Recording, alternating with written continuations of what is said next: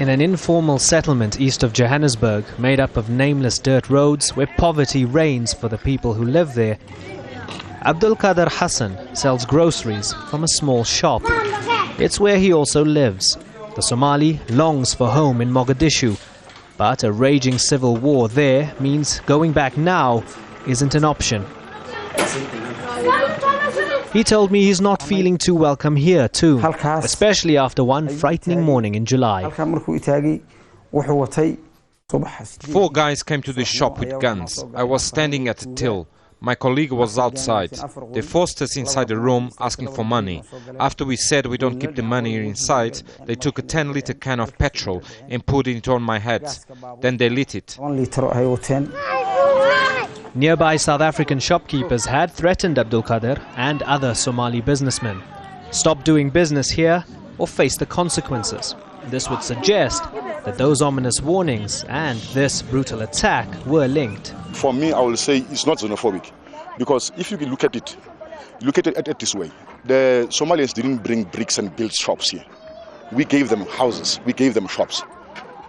Our people were not managing their own businesses. They couldn't manage them. So their businesses, at the same time, when the businesses is not good, they give Somalians shops. Then you can't say it's xenophobic. But Abdul Qadir Hassan is convinced he was attacked because he is Somali. His burns may be healing, but the psychological scars remain. Violent outbursts of anger against those who've taken their economic opportunities. That's the usual explanation for xenophobia in South Africa. But words can be weapons too.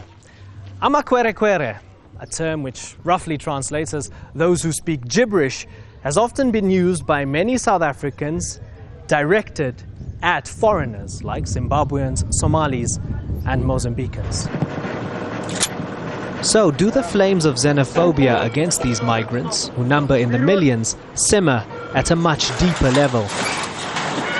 Is it more than just physical violence? Migration expert LOREN LANDAU thinks so. I think there's deep discomfort in South Africa with human mobility, whether it's of South Africans moving into other communities or people from outside of South Africa moving in.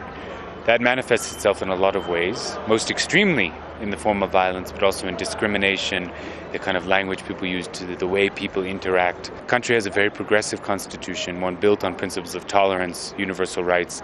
What we're seeing on the street, what's being negotiated there, is a system where it's the gangsters or the local leaders who decide who gets what, who gets to live in those communities, and really who gets to live.